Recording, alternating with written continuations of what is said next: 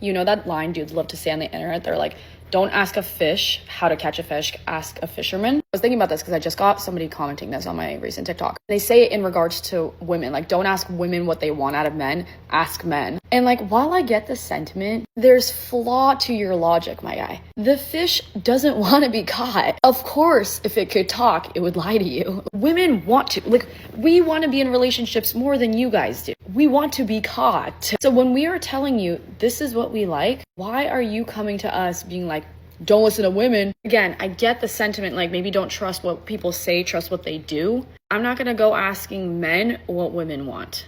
I'm not gonna do that. If I was a dude, that would not be how my brain processes. Unless that guy has a successful relationship that I want. Otherwise, I ain't listening to another male tell me what women want. The whole reason why Ask the Fisherman has become so common is because these women only want to be caught by specific types of men. They run away from the rest of the men and expect us to chase them. And the reason why we don't ask the fish is because the fish is a massive liar. We know that if we try to meet her standards, she'll either get angry or bored, blame us for why she's miserable, then go back to her toxic ex. So asking the fish is not only a waste of time, it's also insulting to our intelligence. There's literally no point to any of it. Just like there's no point in asking a woman for advice when she clearly has no idea how fishing works. And that's the thing, is you guys are listening to guys who are single tell you this. You're not trying to pull single men. You're trying to pull single women. Why would you not listen to the women who are single, who are telling you, this is what we like. You guys are not doing it, thus we are not picking you. And you guys are going, ha, don't listen to a fish on how to catch a fish.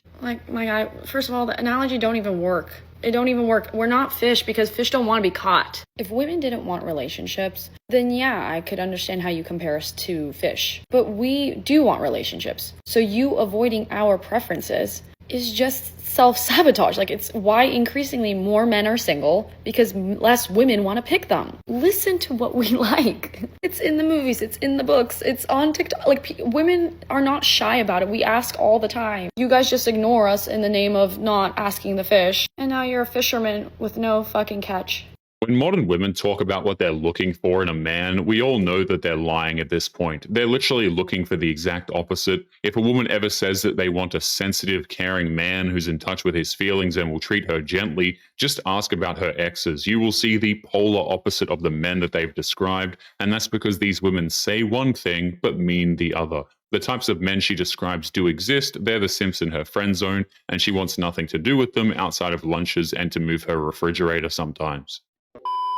We have got some ridiculous video clips for you here today, courtesy of Locke the Bounty Hunter. Don't forget to like and subscribe on your way in, and let's get into it. Here's your reminder to not be so mean to yourself. Yesterday, I woke up for a photo shoot. I was like getting ready. I was like, okay, awesome. I'm gonna sip my Celsius and hit the bathroom.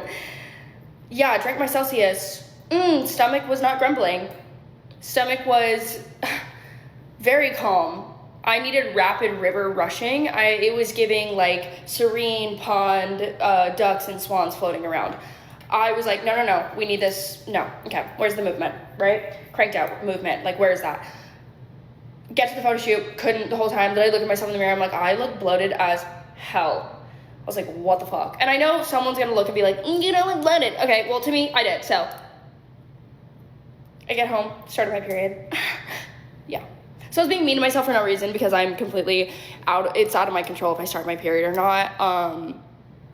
And I was like, of course I would start my period on the day of a photo shoot. Where I'm in like this much clothing. I'm like, set was like tea, but like, why did that have to happen yesterday?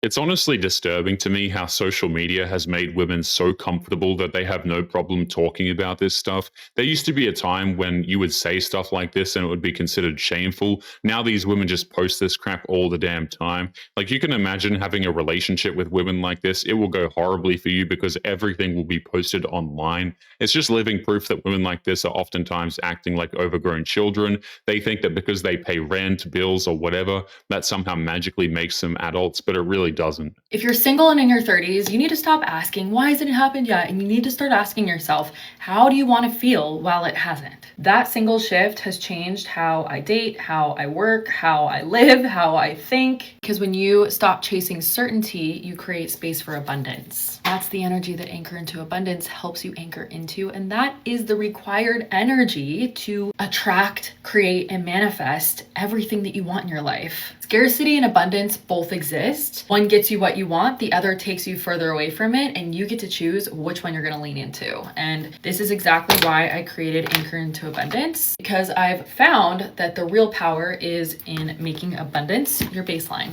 It is amazing how so many of these women will try and turn spiritual gibberish into a business platform. This woman has no idea what she's talking about. The scarcity versus abundance mindset is not something that can compute in the mind of a modern woman, and here's why. Everything is a scarcity in the eyes of these women. She has never had enough of anything. Never enough money, never enough shiny things, never enough time. Anytime she thinks she has plenty of something, she wants more of it. That's why women like this end up alone at the age of 30.